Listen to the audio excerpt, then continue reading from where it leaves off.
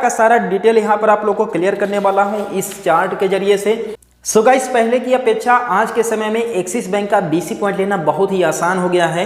लोग इसीलिए axis bank का बीसी लेकर के उस पर काम कर रहे हैं। और बेसिकली एक्सिस बैंक का बीसी पॉइंट ले भी क्यों नहीं, क्योंकि एक्सिस बैंक के बीसी पॉइंट में जो अट्रैक्टिव कमीशंस मिलते हैं, जो इंसेंटिव मिलते हैं, अगर उसे कंपेयर करें किसी दूसरे बैंक के बीसी पॉइंट से तो वो काफ़ी ज़्यादा बेहतर हैं। तो इसी से रिलेटेड बहुत सारे मेरे भाई लोग कमेंट कर रहे हैं कि भाई एक्सिस बैंक के बीसी पॉइंट में कितना कमीशन मिलता है, कितना इंसेंटिव मिलता है। तो आज के इस वीडियो में आप लोगों को बताने वाला हूं कि 2023-24 के ईयर में आप लोगों को एक्सिस बैंक के बीसी पॉइंट से कितना कमीशन मिलता है, कितना इंसेंटिव मिलता है, सारा का सारा डाउट आप लोग का क्लियर होने वाला है। और वीडियो में आगे बढ़ने से पहले आप लोग को एक चीज क्लियर कर दूं कि जिन भाई लोगों को ऐसा लगता है कि एक्सिस बैंक अपने बीसी संचालकों को मंथली सैलरी प्रोवाइड करता है, तो ऐसा बिल्कुल भी नहीं है। किसी भी तरीके का कोई भी सैलरी प्रोवाइड नहीं करता है बैंक अपने बीसी संचालक को। बेसिकली बीसी संचालक जितना वर्क करेगा उसी के हिसाब से उसे कमीशन मिलता है मंथली में, और साथ में इंसेंटिव भी मिलता है। आप लोग का एक और डाउट क्लियर कर दूं कि जिन भाई लोग को लगता है कि एक बीसी संचालक जितना काम करता है उसका पूरा कमीशन उसे मिलता है, तो ये बिल्कुल भी नहीं है।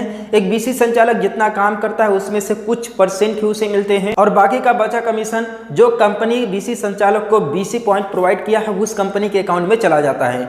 तो यहाँ पर कॉमन सर्विस सेंटर के द्वारा जिन भाई लोगों को एक्सिस बैंक का बीसी पॉइंट मिला है और उन लोगों को क्या कमीशन मिलता है सेविंग अकाउंट ओपन करने पर, करंट अकाउंट ओपन करने पर, एटीएस से कैश विड्रॉल करने पर, सारा का सारा डिटेल यहाँ पर आप लोगों को क्लियर करने वाला हूँ इस चार्ट के जरिए से।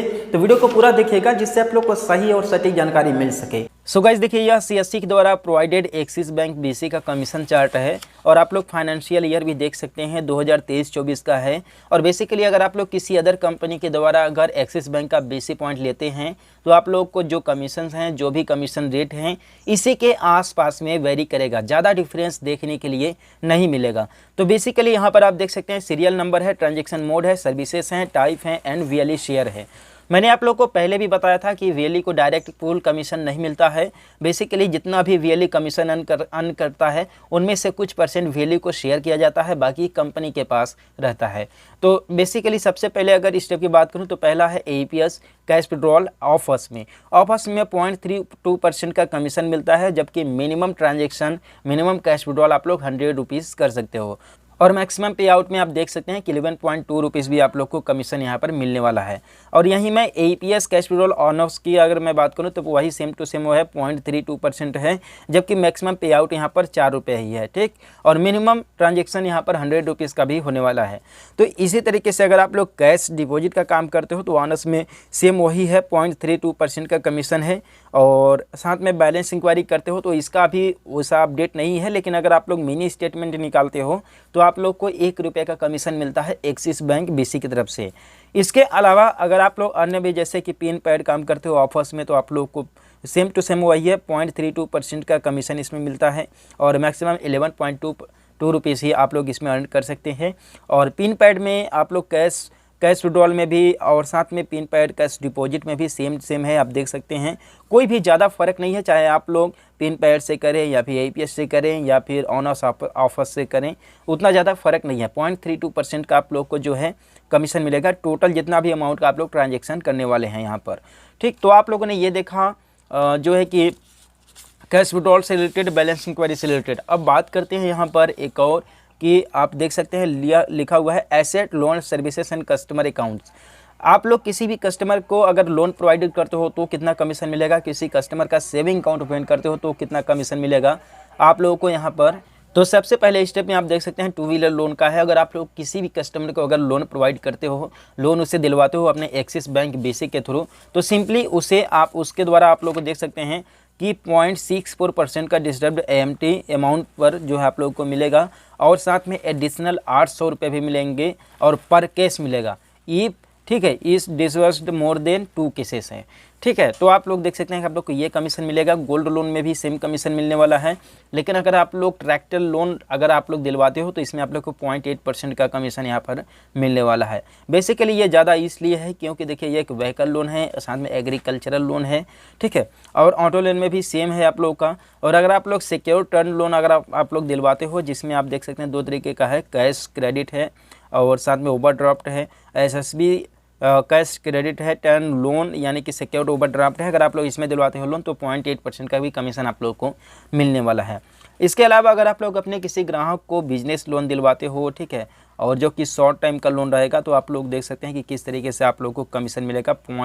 जो है 6% का कमीशन मिलेगा। और होम लोन अगर आप लोग दिलवाते हो तो सेम टू सेम आप लोग देख सकते हैं कि 0.4% का आप लोग को कमीशन मिलेगा। बेसिकली होम लोन में रिस्क कम होता है, चांसेस कम होते हैं किसी भी तरीके का अड़चन का, इसलिए यहाँ पर आप लोग को कमीशन जो है कम मिलता है।